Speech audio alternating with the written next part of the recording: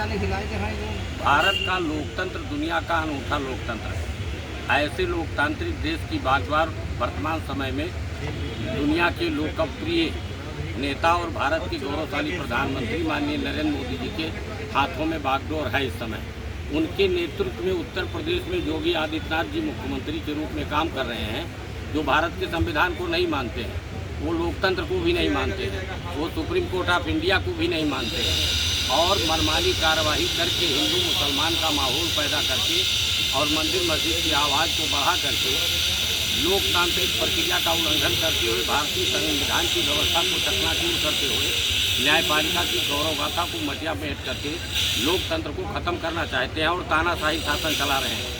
इसमें हम एक बात खास तौर से ये कहना चाहते हैं कि इसकी सारी जिम्मेदारी भारत के प्रधानमंत्री की है कि भारत के प्रधानमंत्री चुपचाप सहारा काट रहे हैं दिल्ली में। वो नहीं बोलते कि देश में कौन नेतागिरी, ये किस संविधान में लिखा हुआ है कि भारत में जहाँ लोकतांत्रिक देश है, सभी जात धर्म के लोगों का बराबर का सम्मान है, तो आप हिंदू मुसलमान की राजनीति कैसे शुरू कर दिए? आपने मंदिर मस्जिद कैसे शुरू कर दिया? और आप न्यायपालिका में जो न्यायपालिका का आदेश है, सुप्रीम कोर्ट ऑफ इंडिया का आदेश है कि जहाँ जहाँ मकान आपने बुलडोज कर दिया, गिरा दिया, और जिनका मकान गिरा है उनको 10-10 लाख रुपया दिया जाए मकान बनाने के लिए, और आपका बुलडोजर चल रहा है, आप यूपी में भी मदरसा गिरवा रहे हो। भाई मुसलमान भारत की नहीं है? कहाँ किताब में लिखा हुआ है? भारत का संविधान जिसे बाबा साहेब अम्बेडकर ने लिख कर देश को संचालित करने की व्यवस्था को सुनिश्चित किया था, मैं समझता हूँ मोदी जी की जानकारी में सारी जिम्मेदारी मोदी की है। मोदी जी के जिम्मेदारी में पूरे देश की जो लोकतांत्रिक व्यवस्था है वो चौपट चरण करते हुए इसको ख़त्म करके तानाशाही राज कायम करना चाहते हैं। इनके दिलो दिमाग में भारत के संविधान का कोई नाम नहीं है, इनके दिलो दिमाग में लोकतंत्र अब नहीं रह गया है, इनके दिलो दिमाग में सुप्रीम कोर्ट ऑफ इंडिया की कोई इज्जत नहीं है। ये चीफ जस्टिस ऑफ इंडिया को नहीं मानते। अभी देखो chief justice of India Gavai साहब ने शपथ ग्रहण किया और महाराष्ट्र में जब अपने गृह निवास अमरावती में गए तो वहाँ आईजी डीआईजी ये पुलिस वालों को लगा होना, उनकी ड्यूटी में लगे होना चाहिए। एक ने सम्मान न देने के संदर्भ की बात को संदर्भित करते हुए वहाँ कोई गया ही नहीं।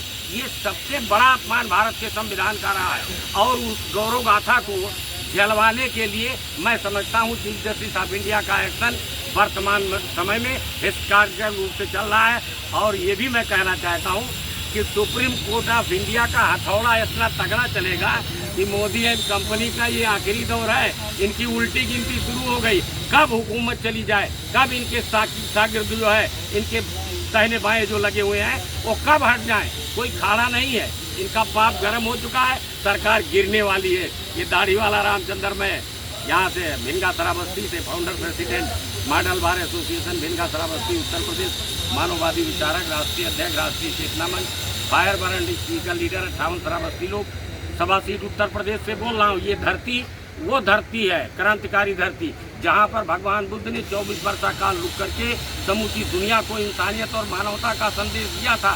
उसी मानवता की वजह से मोदी का नाम भारत में बढ़ा था। लेकिन अब मोदी न पटेल को जानते हैं, न जो है बाबा अम्बेडकर को जानते हैं, न बुद्ध को जानते। ये दुनिया में जब जाते थे तो कहते थे मैं 140 करोड़ भारतीयों की आवाज़ हूँ, कहते थे हमारे यहाँ बुद्ध हैं, हम युद्ध से नहीं निपटेंगे। अब सब भूल गए तो सब चौपट हो चला जाता है। डे बाय डे इनकी प्रतिष्ठा गिरती चली जा रही है और इनके शासन का अंत होने वाला है।